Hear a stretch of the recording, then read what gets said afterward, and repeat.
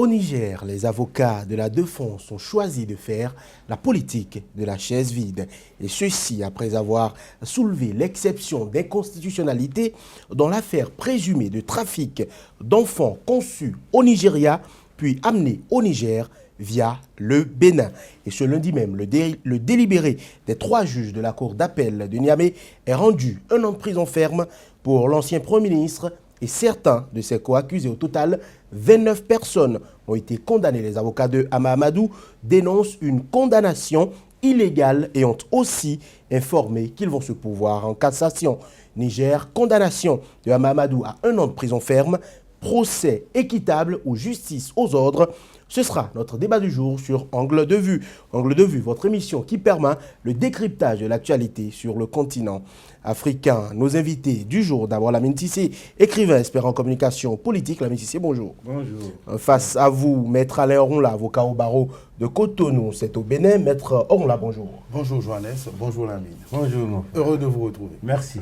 Niger, condamnation de Hama Amadou à 1 an de prison ferme, procès équitable, justice aux ordres. Monsieur, le procès a repris ce lundi et le moins qu'on puisse dire, Maître Oronla, c'est que les choses sont allées très vite. Elles sont allées très vite et pour répondre à la problématique que vous posez, ça n'a été ni un procès équitable, ni un procès aux ordres. Je dirais tout simplement qu'il s'est agi d'un procès d'intention fait par les uns contre les autres, c'est-à-dire les avocats de la défense, qui ont présumé et préjugé du sens unique dans lequel la justice devrait aller. Et je crois que la justice représentée par les juges et les conseillers de la Cour d'appel n'ont pas su garder le contrôle de leurs nerfs, ce qui fait qu'on est allé à un procès qui donne l'impression d'avoir été un procès sommaire, expéditif et tronqué. Alors, pour rappel, Hama Amadou est le principal opposant au président actuel, deuxième de la présidentielle de 2016, il faut le rappeler aussi. Lamine Tissé, vous avez suivi cette affaire. Que pouvez-vous en retenir? Évidemment, l'instrumentalisation de la justice africaine toujours, qui est actionnée par des hommes politiques pour des fins politiques. C'est ce qui semble se dessiner au Niger. Pour des questions purement techniques, on est loin de ce qui se passe, mais j'ai heureusement sur le plateau un professionnel. Oui. Donc je ne vais pas emboîter son pas. Moi, je ferai des analyses purement sociopolitiques de la situation. Mais tout Africain, on est partout où on n'est pas rassuré du jugement rendu. Alors, Hama Amadou était poursuivi, on le rappelle, Maître Oronla, pour complicité. Mais ce chef a été requalifié en recel d'enfants selon la décision du juge. Qu'est-ce qu'il faut comprendre à travers ce changement de dénomination? Qu'est-ce qu'il y a dedans? D'abord, il n'y a pas eu un changement en véritable de qualification aux ordres. Je crois que la Cour d'appel a bien fait de situer la responsabilité du président Hama Amadou sur un terrain propice à la condamnation, recel, parce qu'il ne peut pas être taxé ouvertement de complicité, de substitution d'enfants ou de supposition d'enfants, ce qui relève d'une qualification technique sur laquelle la Cour n'a pas convaincu. En revanche, c'était plus facile, une fois la condamnation des uns acquis, de lui imputer la responsabilité du recel. Donc cette requalification n'est pas contraire aux règles applicables en la matière. Par ailleurs, je voudrais souligner la clémence relative du verdict à son égard, puisque des peines de 6 mois d'emprisonnement ferme à 5 ans, en passant par 3 ans, ont été prononcées, de sorte que lorsqu'on retient contre lui une peine d'emprisonnement d'1 an, je dirais qu'il n'y a pas eu excès de zèle dans la condamnation. Néanmoins, il se pose véritable question sur la manière dont la justice a fonctionné, et je ne sais pas si c'est déjà l'occasion de rentrer dans le fond pour montrer les détails techniques qui pêchent dans ce dossier que je crois connaître très bien, puisque j'ai eu à m'occuper du volet béninois, puisqu'il y a des gens qui ont été mis aux arrêts ici au Bénin, ce qui m'a d'ailleurs donné l'occasion de me pencher un peu sur le dossier du président Hama Amadou, malheureusement en vain, puisqu'il a un pool d'avocats qui se sont suffis à eux-mêmes. Il y a une chose qui est quand même fondamentalement à reprocher à la Cour, c'est d'être passé outre à l'exception d'inconstitutionnalité. Qu'elle soit fondée ou non, l'exception d'inconstitutionnalité oblige la Cour à surseoir, à statuer et à renvoyer le dossier à la Cour constitutionnelle si l'architecture juridictionnelle du Niger, qui est proche de la nôtre, avait bien fonctionné. Donc je pense que la décision de la Cour d'appel sera probablement retoquée sur ce point fondamental donc de la procédure. Le deuxième problème qui est posé techniquement, c'est que manifestement, l'on n'a pas permis aux prévenus de bénéficier véritablement du double degré de juridiction. Parce que c'est un verdict qui a été rendu par la Cour d'appel sans que nous ayons eu un premier verdict rendu sur les faits par le tribunal correctionnel, donc qui est le juge de première instance. Et le principe, c'est qu'on doit pouvoir bénéficier d'un double degré de juridiction. Que le tribunal correctionnel saisi en son temps s'était déclaré incompétent et plus exactement avait demandé qu'il soit d'abord statué sur l'aspect civil. Parce que quand vous parlez de maternité, c'est d'abord l'état des personnes. Donc il faut une juridiction civile qualifiée pour attribuer ou non la maternité et ensuite la paternité qui est toujours présumée avant que l'on sache s'il y a eu substitution ou supposition d'enfant. Je ne sais pas ce qui a été rendu par la juridiction civile. Je ne sais pas si le tribunal correctionnel qui s'était déclaré incompétent, mais qui aurait dû d'ailleurs surseoir à statuer plus exactement, c'est sur la base de ces verdicts qu'on peut en appel statuer sur d'autres questions autres que la compétence du tribunal correctionnel pour statuer sur les faits.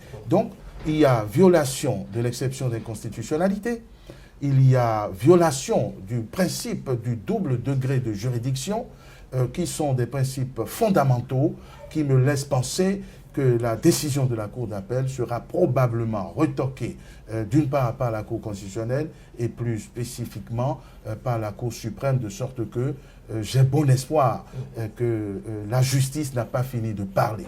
Maintenant, sur l'instrumentalisation, effectivement, c'est devenu un phénomène de mode un peu partout, en France et dans les juridictions africaines d'influence française. Et où se trouve l'instrumentalisation? C'est dans l'appréciation de l'opportunité des poursuites. Parce que, au fond, est-ce que c'est pertinent de poursuivre ce genre d'infraction plus supposée que réelle et de diriger les poursuites contre un opposant? Je ne pense pas que ce soit forcément opportun, même si on pense qu'il y a violation de la loi. Et je crois que les autorités de poursuite de Niamey ont estimé devoir sonner la charge. Donc je crois que c'est ça qui est l'instrumentalisation de la justice, qui est le fait de l'État et qui n'honore pas une grande démocratie, comme le Niger, par exemple, voudrait l'être. Mais cette instrumentalisation est aussi le fait des justiciables ordinaires. Et à partir de là, moi, je pense qu'une fois que la justice est saisie, elle essaie tant bien que mal de faire son office. Et les différents recours dont le président Mahamadou a pu bénéficier me laissent penser que la justice nigérienne a fonctionné avec quelques dysfonctionnements, je dirais, mineurs, qui ne sont pas forcément le signe qu'elle est véritablement aux ordres.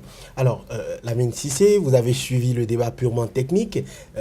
Les ennuis de Mahamadou se sont révélés lorsqu'il s'est désolidarisé du président actuel qu'il a aidé à porter au pouvoir pour son premier mandat.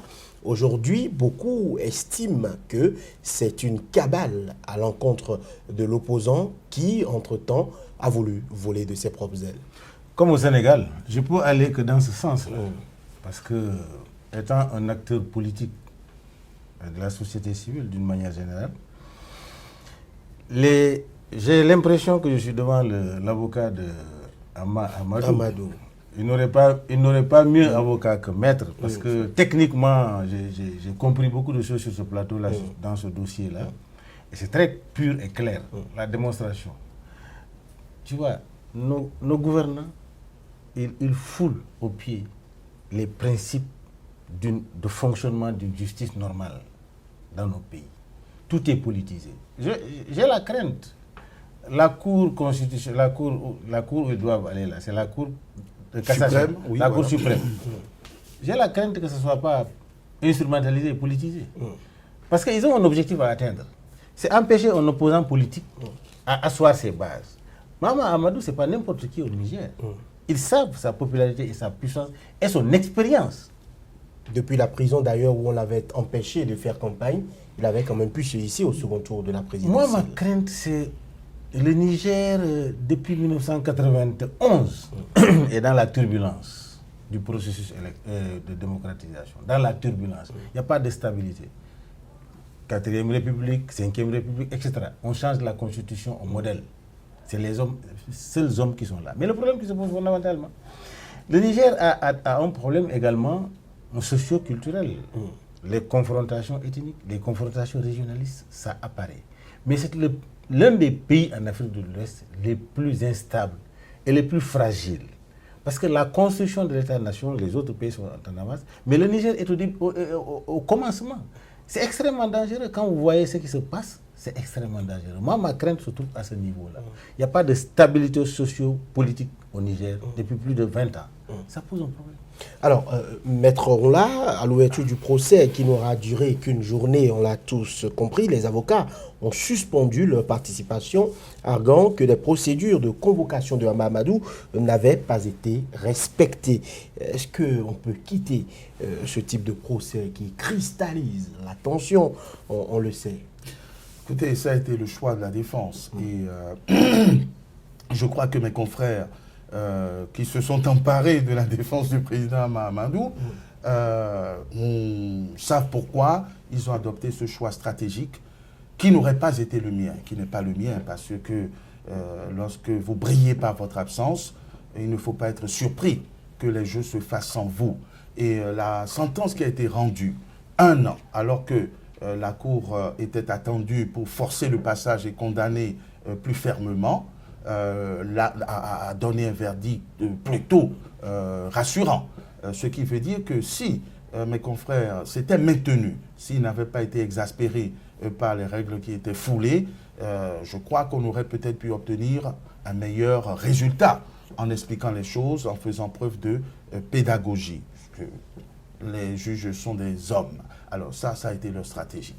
Ce que je n'ai pas non plus compris, c'est que cette affaire qui a démarré au Nigeria via le Bénin, mais on n'a jamais entendu parler de procès au Nigeria, qui est la source même. Un avocat nigérien a d'ailleurs demandé à venir au Niger participer au procès et défendre Mahamadou, mais la juridiction n'a pas voulu. Non, je ne pense pas que la juridiction se soit opposée. J'en suis un exemple. Je ne cache pas qu'au démarrage de cette affaire, certains amis bien placés au Niger et très proches du président Mahamadou m'avaient sollicité parce que j'étais en charge du volet béninois et que le barrage n'est pas venu des juridictions. Bon, voilà. Ce qui ne nous a pas empêché d'obtenir de bons résultats au Bénin, puisqu'il y avait 2 femmes nigériennes mises aux arrêts ici au Bénin, en même temps qu'un médecin béninois, dont je ne citerai pas le nom, et d'autres personnes qui sont toutes aujourd'hui libérées. Et donc à partir de là, il n'y a pas encore le procès au fond au Bénin, et donc je crois que c'est difficile d'établir cette infraction à caractère international si dans les pays d'origine, de provenance et de transit, nous n'avons pas eu de procès. Au Nigeria, il n'y a même pas eu de poursuite. Parce que la fameuse dame qui tient cette pouponnière a tout simplement été mise hors de cause pour des raisons sur lesquelles il n'est pas opportun de se prononcer. Mais le fait qu'il n'y ait pas eu de poursuite au Nigeria, la source même, fragilise déjà l'accusation. Le fait que la police nigérienne soit venue enquêter ici au Bénin, et je crois qu'il y a eu plus de complicité que de véritable enquête pour monter cette affaire au Niger, le fait que le Bénin ne soit pas allé au bout du processus fragilise davantage la procédure nigérienne. Enfin, je crois que si mes souvenirs de droit sont exacts, que vous ne pouvez parler de substitution de maternité ou de supposition d'enfant que s'il y a des plaintes. Or, il n'y a aucune mère qui ait déposé plainte pour dire « on a confondu mon enfant avec un autre ». Il n'y a pas de victime, il n'y a pas de partie civile véritable. Personne n'a déploré la perte d'un enfant, donc je ne comprends pas par quel miracle on est parvenu à constater puis à dénoncer le fait qu'il y aurait eu un trafic international. Donc l'infraction manque elle-même de fondement légal et de fait caractéristique, de sorte que je n'ai pas compris pourquoi la défense s'est emparée du seul aspect politique qui est indéniable, mais qui n'est imputable qu'au déclenchement des poursuites, alors qu'il y avait des recours possibles, des recours pertinents, et que les juridictions nigériennes se sont plus ou moins montrées à la hauteur, puisqu'il y a quand même eu ce déclinatoire de compétences du premier juge. Il y a eu le renvoi devant une juridiction civile. Il y a eu, la Cour constitutionnelle a été saisie, la Cour suprême a été saisie dans cette affaire. Et donc, ce n'est qu'au niveau de la Cour d'appel qu'il y a eu un passage en force, et encore, il y a eu un report du 13 février au 13 mars. Donc, pour revenir sur la question précise, effectivement, le président Mahamadou étant admis à résidence à l'étranger, le formalisme procédural obligeait à respecter un certain nombre de délais pour le citer. Mais ça reste discutable. Je crois qu'il avait connaissance de cette procédure et je pense que la Cour n'a pas tort de joindre cet incident au fond. Mais il y avait plus important, il y avait plus fondamental, c'est l'exception d'inconstitutionnalité et la violation de ce double degré de juridiction et les critiques pertinentes à apporter au fond pour démontrer que l'infraction n'est pas constituée, autant de rendez-vous qui ont été manqués tant par mes estimés confrères de la défense qui sont au charbon, ils sont au Niger, ils sont sous une certaine pression, ils sont scandalisés par les méthodes utilisées, mais je crois qu'ils ont été obnubilés par la charge émotionnelle et politicienne des poursuites, ce qui les a peut-être fait s'écarter du chemin du droit qui s'impose même dans les dictatures. Mais comme je vous dis, les voies de recours sont encore là et je n'ai aucune crainte si les choses s'expliquent calmement et tranquillement, qu'un juge même dit aux ordres, moi je n'en connais pas, parce que les magistrats ont quand même leur conscience et je ne vais pas faire preuve de naïveté ou d'angélisme.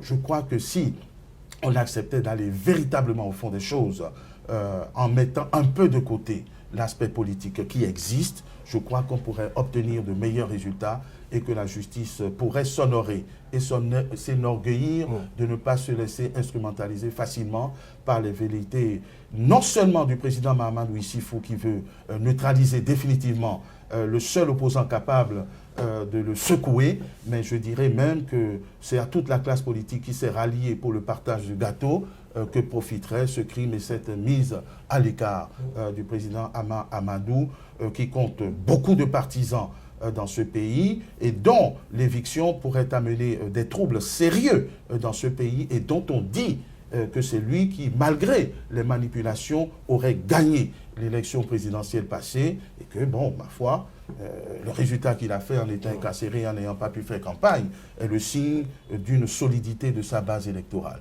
Donc, alors, je crois que le président Mahamadou Issifou devrait en tenir compte. Alors, Lamine Cissé, un de ses avocats dit, je cite, ils veulent juger Ama et le condamner. L'objectif, c'est de rendre une décision qui le rend inéligible pour les élections prochaines. Oui, vraiment, je suis en train d'apprendre. Maître, aujourd'hui, ce n'était pas un opposant, il est mon maître. Il est mon maître. Vraiment, je suis impressionné parce que le débat m'a permis de comprendre beaucoup de choses. Mais vous voyez, c'est ce que j'ai dit tout le temps sur le plateau. J'ai dit, le peuple est en marge du processus de démocratisation. Les explications techniques qu'il fait, quel est le peuple africain qui est à ce niveau-là pour comprendre? Parce que nous faisons la justice dans la langue des autres. On ne fait pas la justice dans ma langue, dans la langue des Nigériens. Le Nigérien lambda a des soupçons, mais il ne comprend pas. Il ne peut pas aller au-dedans. Donc, ce système de démocratisation est conduit par nous, qui sommes au sommet, et nous faisons de cela ce que nous voulons. C'est ça, parce qu'il n'y a qu'une connotation politique. C'est pour le rendre illégible. C'est les mêmes méthodes qui sont passées au Sénégal. Je crois que vers les années 60 jusqu'en 80, 2000, nous pensons que ces procédures-là, c'est le Sénégal qui a appris les autres à apprendre ça. Mais le Sénégal est retombé dans les mêmes procédures aujourd'hui. Alors moi, en tant que Sénégalais, quand je vois ces mêmes méthodes se passer ailleurs, je n'ai pas de doute qu'un opposant politique ne doit pas être un opposant, il doit être un partenaire politique. Vous voyez? Mais on le traque, pourquoi? À quelle fin? D'autant plus que l'autre dit, moi je voudrais faire développer le Niger. Et toi tu dis, je veux faire développer le Niger. Mais vous devez avoir des points de convergence qui vous permettent de réunir toutes les compétences autour du Niger, autour de nos pays, nos micro-États. mais c'est les politiciens qui instrumentalisent, ils s'assoient au trône et franchement, ce que nous sommes en train de constater au Niger, c'est déplorable. Mais est-ce qu'il y a des preuves de la main noire du président Issoufou dans ces procès-là? Ce n'est pas avéré, maître Onla. Je voudrais savoir, le ministère public avait requis des peines de 3 ans de prison ferme pour Hama Amadou, ainsi qu'une privation des droits civiques et politiques pour 5 ans. Ce n'est pas à la fin du processus, mais qu'il y a encore un autre départ, puisque pour moi ce n'est pas terminé, qu'il faut voir, pas la main noire, la main ostensible du pouvoir exécutif. C'est au déclenchement des poursuites. Les poursuites ne sont déclenchées que par le procureur de la République, qui est sous la hiérarchie du garde des Sceaux et donc du président de la République, qui peut peser pour que les poursuites soient arrêtées. Je ne demande pas l'impunité, mais quand on dit appréciation de l'opportunité des poursuites, au regard de la personnalité et de la nature des accusations, on peut estimer que, compte tenu de son rang, puisque le président Mahamadou était président de l'Assemblée nationale au moment des faits, et il a été Premier ministre, me semble-t-il. Il était aux commandes depuis le président Séni Kounché, dont il fut le secrétaire ou le directeur de cabinet. Donc, il connaît le sérail politique, il les connaît tous, il les a quasiment tous faits, et rien n'a pu se faire au Niger depuis lors sans lui. Donc on connaît sa capacité de mobilisation, j'allais dire son degré de nuisance. Il incombait tout simplement au président de la République de mettre le haut là en disant, écoutez, ce n'est pas forcément opportun, mais ils ont apprécié l'opportunité au sens politicien du terme.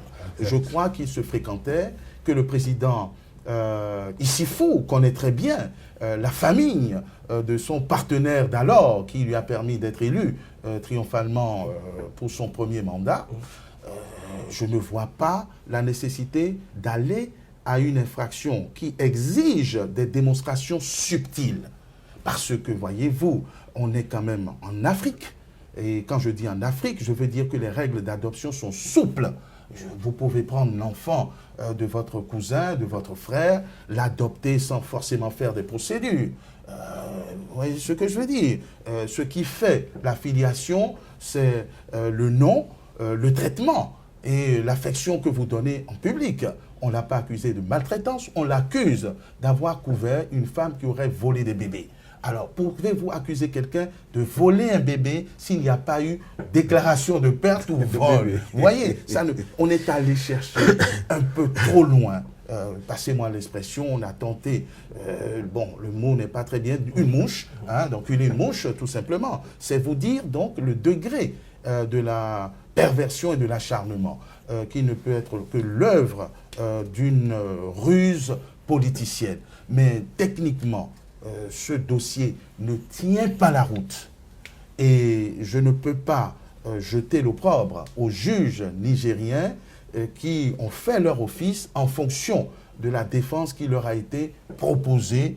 Et dans le cas d'espèce, dans cette ultime phase, la défense qui a renoncé pour des raisons d'exaspération que je comprends très bien, mais ça confine au désarroi. Je crois que mes confrères de la défense devraient se remobiliser, parce que si ils menacent d'exercer les voies de recours pour aller pratiquer encore la politique de la chaise vide, je ne vois pas la nécessité d'user de ces voies de recours. Donc, il faut qu'ils se remobilisent et qu'ils considèrent que leur devoir, c'est de livrer bataille jusqu'au bout, afin que nous soyons édifiés sur la nature de la mission de juridiction qui est confiée aux juges nigériens, dont je ne doute pas de l'intégrité. Mais il faut quand même forcer un peu le passage, l'espoir est permis. Mais sortons un peu de la technique juridique pour attirer l'attention du président Mahamadou Issoufou. Je dis, tout le monde, toute la classe politique est aujourd'hui unanime. En tout cas, il y a un consensus pour écarter le seul qui est en position véritablement de succéder au président Mahamadou Issoufou. Cette manière de biaiser la démocratie n'est pas bien, et elle est surtout porteuse d'un germe de division et de sécession. Le président Mahamadou Issoufou ne devrait pas compter sur le degré de nuisance de Areva pour faire tout ce qui lui plaît dans ce Niger qui appartient à tous, qui a été géré avant lui. Et je crois qu'en regardant dans le rétroviseur, il se rappellera de qui a été le président Hama Amadou, qui a certainement ses défauts comme tout homme et tout homme politique, mais à qui il doit quand même son élévation et son élection à la tête du Niger. Faire attention au risque d'embrasement, parce que le président Hama Amadou connaît et compte beaucoup de militants. Et je voudrais vous rappeler le dernier test de popularité qui a été celui de la sortie d'Abidjan, où vous avez vu la mobilisation de la communauté nigérienne en pays étranger. Quand je vois cette mobilisation à Abidjan, je me demande ce qui se passerait au Niger si cette condamnation venait à être confirmée, mais je doute qu'il en soit ainsi. Dieu a un destin et un dessein pour tous. Alors, non, mais je le salue. Ah, mais merci. Franchement. Oui, la 26 rapidement, l'opposant a déjà été écroué, on le sait, pour environ 4 mois à son retour d'exil le 14 novembre 2015. Il a été évacué pour des raisons de santé le 16 mars 2016. On l'a vu se déplacer à Abidjan, maître, on en parlait, pour accompagner ou pour mobiliser davantage la diaspora. Votre regard sur la stratégie politique de Hama Amadou? Il n'a même pas mobilisé la diaspora. C'est la diaspora elle-même qui s'est organisée pour l'inviter. Parce que vous savez, quand vous victimisez un homme politique de cette carrure, c'est de l'indignation un peu partout. Tous les Nigériens savent exactement que le pouvoir est en train de surfer sur des points soulevés par le maître Orola, qui sont connus de tous que c'est des points tout simplement pour écarter un adversaire politique. Alors moi, la lecture que cela me donne, Hama Amadou, pendant 30 ans homme d'État, ils n'ont pas trouvé dans sa gestion d'époux, donc c'est un homme propre pour moi. Parce que 30 ans, celui qui veut chercher chez quelqu'un sur lequel vous allez l'incriminer comme détournement, etc., ils n'ont rien trouvé. Donc pour moi, Hama Amadou est un homme d'État qui a bien géré les postes qui lui ont été confiés. Parce que ce qu'ils apportent comme maître là, j'ai mieux compris le dossier en écoutant maître, honnêtement. Alors moi je dis que la diaspora s'est organisée, oui, mais à l'intérieur du pays, les gens s'organisent. Et je rejoins maître pour dire tout simplement au président qui est en poste, si tant est que c'est le développement du peuple nigérien qui est son leitmotiv, il ne peut pas le faire dans la division, en divisant le peuple nigérien. Et ce qui se passe, le message qui est passé comme ça, c'est le message qui est valable pour tous les pays, y compris le Bénin. Le Bénin, le processus de démocratisation, c'est en cours, mais il y a des problèmes également, même au Bénin. Donc, c'est un message qu'on lance aux chefs d'État africains, surtout de l'Afrique de l'Ouest, où nous sommes tous citoyens de la communauté CEDEAO, de l'UEMOA, pour que les chefs d'État arrêtent d'instrumentaliser un opposant qui est en bonne position. Mais vous allez au suffrage du peuple, laissez le peuple choisir. S'il vous nomme, c'est bien, mais il ne faut pas embrigader, il ne faut pas diviser. Parce que l'Afrique est suffisamment balkanisée, suffisamment divisée. Maintenant, on divise, n'est-ce pas, au niveau des compétences, pour tout simplement être là pour faire quoi? Tant que les forces ne se réunissent pas autour de nos micro-États, nous ne pouvons pas aller vers le développement. Et le nœud de ce développement, c'est la justice. Je dis tant que nous n'avons pas une justice au service du développement, une justice au service du peuple. Parce que ce genre de justice ne peut pas amener les forces vers le développement, ce n'est pas possible. Ça va forcément amener les peuples vers la division. Et comme Maître l'a dit, chacun est conscient devant l'acte que vous êtes en train de poser et vous êtes responsable. À un temps T, l'histoire se fera. Alors, Maître Moula, le Niger, c'est aussi l'affaire dite de l'Uranium Gate, l'affaire dans laquelle un ancien directeur de cabinet, aujourd'hui ministre des Finances, aurait transféré je prends toutes les précautions d'usage, aurait transféré quelques 200 milliards de francs CFA sur un compte à Dubaï. Vous avez suivi aussi cette affaire-là. Je voudrais avoir votre regard. Le gouvernement a justifié en disant que c'est une opération qui était totalement transparente et que les deniers de l'État ne sont pas en péril et que c'est un contrat qui s'exécute pour le grand bonheur du peuple nigérien. Mais j'en profite pour revenir un tout petit peu en arrière sur le passé qu'on a voulu sulfureux du président Hama Amadou, qui avait déjà été contraint à un premier exil dans une affaire dite des 100 millions débloqués par le gouvernement pour une politique de communication au bénéfice de l'administration en place à l'époque et qui a été agité pour l'écarter. Parti. Je voudrais rappeler que cet homme, dont je ne fais pas forcément la promotion, est quand même un homme de paix, parce que même s'il y a eu des choix stratégiques incompréhensibles, son deuxième exil, alors qu'il était prêt à affronter la justice de son pays, et puis il a compris qu'il y avait des risques qu'il y laisse la peau, qu'il s'est dit qu'il en meurt, est parti, puis est revenu, s'est fait incarcérer, a fait campagne dans des conditions qu'on connaît, et qui n'a jamais lâché un seul mot pour que ses partisans aillent casser, aillent brûler. Et je crois qu'il est profondément croyant et se dit que si son destin c'est d'être le président du Niger, il le sera, quoi qu'il arrive. Et que si son destin ce n'est pas d'être le président du Niger, quoi qu'on fasse, il ne le sera pas. Donc c'est un message de paix qui est très appréciable. Et je dis que celui qui se tait et qui aurait pu, parce qu'il est frustré par ses différents partenaires, je vous rappelle qu'il les a tous faits. Le président Tandja n'a pas été président du Niger sans Amadou, je vais en rester là. Il y en a d'autres qui sont aujourd'hui au gouvernement. Je crois que s'il devait réagir à la mesure de sa frustration et de la rigidité qu'on lui prête, le Niger se serait embrasé. Alors, cela n'est qu'un aspect de la dictature qui s'instaure et de la prévarication et de la dilapidation des deniers publics. Tous ces transferts dont vous parlez sont des transferts qui sont faits avec la complicité d'Areva, qui tient le pays, et dès lors que ses intérêts sont garantis par un régime, on laisse faire. C'est toujours Areva. Il y a des coïncidences et des conjonctions étranges. C'est toujours, bon d'accord, disons, de la politique du gouvernement français. L'exfiltration du président Amadou pour question de santé n'était pas véritablement malade. C'était une manière de l'éloigner et de négocier une certaine paix des braves. Ça arrangeait le président Issifou, parce qu'une justice aux ordres aurait même refusé fermement ce traitement médical. Et donc cette évacuation qui est une manière fort élégante et subtile d'éloigner la bête. Donc la manœuvre elle est grosse, il y a des manipulations, mais le gouvernement français connaît la force de frappe de cet opposant puisqu'il a accueilli pour des raisons de santé, et je crois que le président Mamadou réside entre la France et la Belgique, en tout cas il est établi en France. Donc c'est vous dire, on connaît cette manière à la Focard de gérer les affaires africaines, parce qu'on sait très bien que le président Amadou n'aura pas cautionné ces différents transferts, et je crois d'ailleurs savoir que c'est à lui qu'on impute les révélations de ce scandale,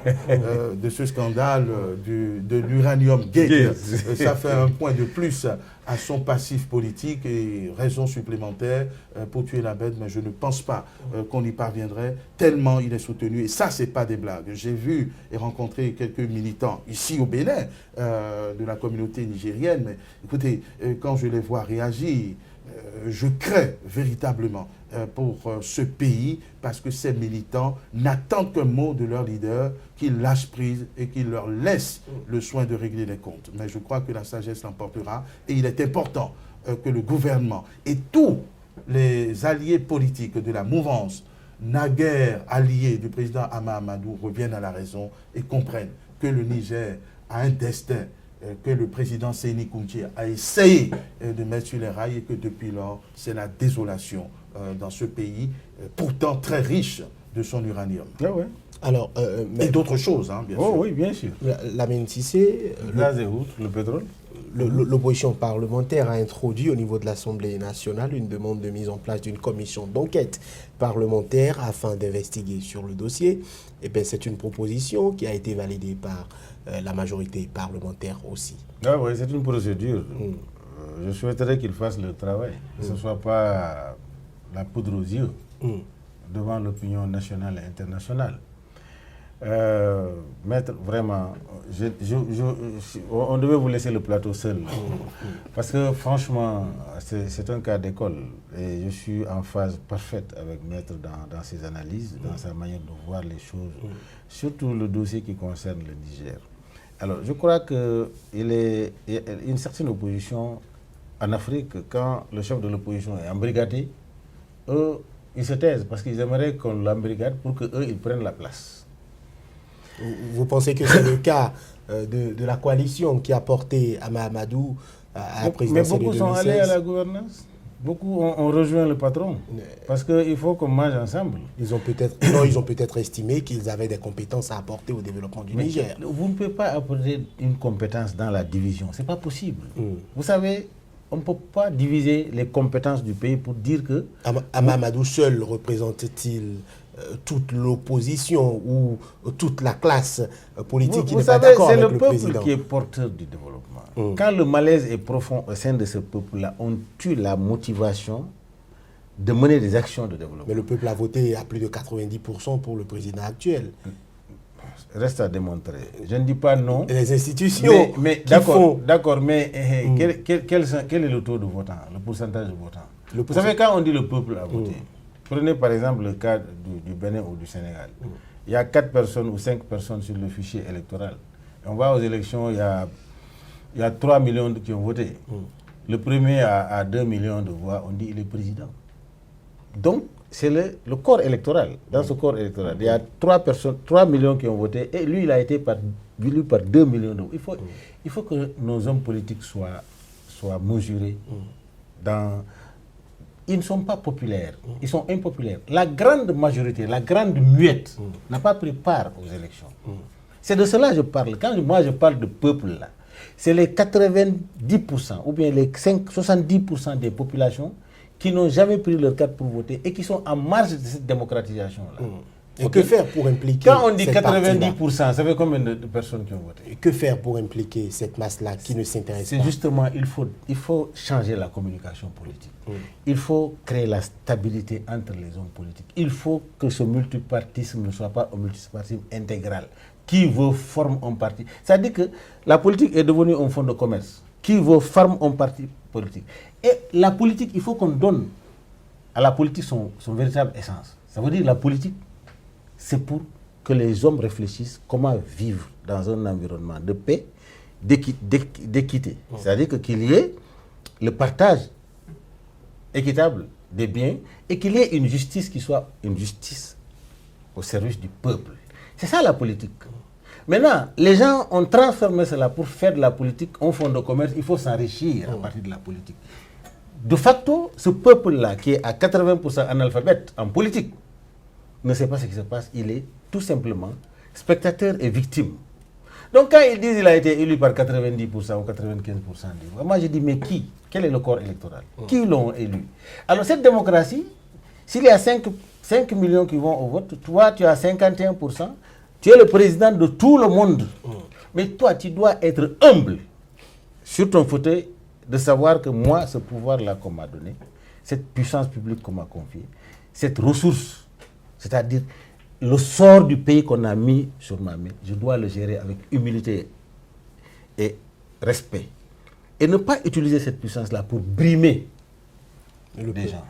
C'est ça. Alors, Maître Alain Onla, j'ai aussi suivi avec beaucoup d'intérêt le discours d'Husseini Tini, le président de l'Assemblée nigérienne, qui a quand même sorti des mots extrêmement forts. On ne l'attendait pas forcément d'un soutien du président en place. Il dit, je cite, « Il ne s'agit plus de punir quelques-uns pas pour l'exemple, mais de faire comprendre à tous que la Renaissance est porteuse d'un code d'éthique. » L'éthique, on ne peut plus en parler au Niger. Quand il y a déjà des contrats avec des puissances étrangères, des puissances d'argent, l'éthique doit être un tout petit peu rangée. Moi, j'invite à une certaine intelligence parce que j'ai suivi les observations fort pertinentes de mon partenaire, Lamine, que je n'avais pas toujours compris quand il parle de l'expression des peuples. Et je dis qu'au-delà de ces observations pertinentes sur l'expression de ce peuple, il y a un jeu malsain qui se joue. Regardez, pour revenir au Niger, ça se passe dans d'autres pays, vous empêchez le politicien d'être candidat. Il est embastillé, malgré ça, et malgré la coalition qui s'est formée en face, il arrive au second tour. Certaines mauvaises langues disent qu'il a gagné. Donc même quand vous gagnez avec un score soviétique, ça veut dire qu'il y a une bonne minorité, pour être raisonnable, qui se retrouve dans les idées développées par ce leader politique. Et quand vous décidez de l'écarter, ça veut dire que vous en connaissez la force et donc vous décidez d'écarter tout un pan entier de la population. Oui. Cela ne suffit pas. On décide de créer des fausses procédures pour écarter définitivement de la scène politique ce leader. J'appelle ça un jeu puéril. Ils appellent ça malice. Ce n'est pas ça la démocratie, ce n'est pas ça la gouvernance, bien que je n'ai aucune leçon à donner à qui que ce soit. Si vous êtes sûr de votre majorité, c'est que l'autre est minoritaire et donc vous le combattez sur le terrain politique. Mais lorsqu'on instrumentalise ou l'on tente d'instrumentaliser la justice pour la battre, ça veut dire qu'on est conscient de sa fragilité et de la précarité de son pouvoir. Et ces jeux ne sont plus du tout modernes, ils ne sont pas amusants.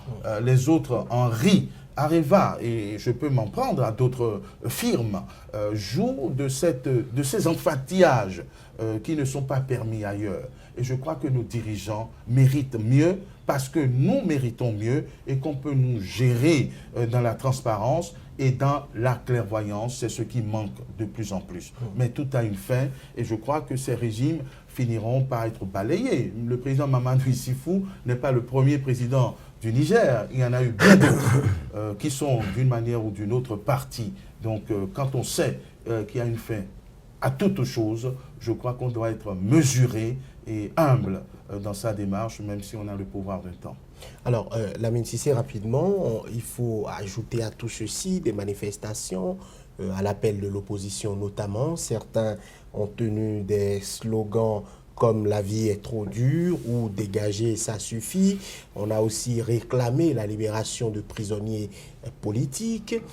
Aujourd'hui, que doit faire le régime du président Mamadou Issoufou pour pacifier davantage, si ce n'est fait, le Niger, pour permettre aux gens de profiter, pour permettre à la population de profiter de cette manne que rapportent quand même les contrats signés avec les grosses firmes qui exploitent soit l'uranium, soit le pétrole, soit tel ou tel gisement ou minerai du Niger. Que doit faire le régime? Quel conseil donner au régime?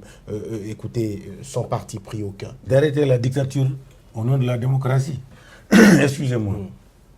D'arrêter la dictature politique au nom de la démocratie. D'arrêter les actions d'exclusion. OK? Et d'aller vers la transparence. Vous savez, quand vous excluez, vous cachez quelque chose. Mais quand vous incluez, vous voulez dire, venez, la marmite là, dans cette marmite là, ce qui est là, que tout le monde soit au courant. Et que nous gérions ça ensemble pour le bien du peuple. Il faut que le chef d'État soit le président de la République du Niger. Il ne faut pas qu'il arrête d'être le président de la République de son parti politique. Il faut qu'il soit le président de la République du Niger. Ça veut dire que pas d'exclusion. Et qu'il réunit autour de lui des compétences, y compris Maman Amadou, qui a une expertise avérée dans la gestion de l'État. Donc moi, je l'appelle vraiment, c'est lui qui doit amener le calme. Parce que, vous savez, il y a certaines actions, vous amenez l'opposition à mieux s'organiser et à bander les muscles parce que c'est une action de survie. Il faut qu'ils arrêtent ça. Voilà, Lamine Cissé. Oui, Maître Alain là, c'est déjà...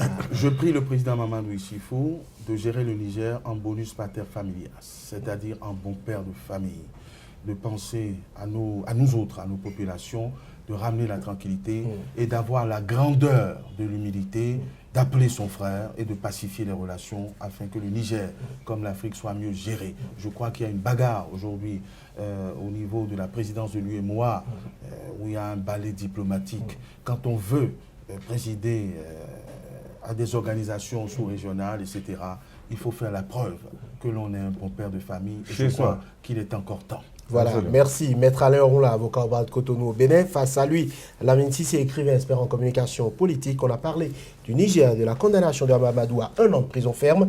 Est-ce un procès équitable, une justice aux ordres? Merci de nous avoir suivis. À très bientôt sur SICA.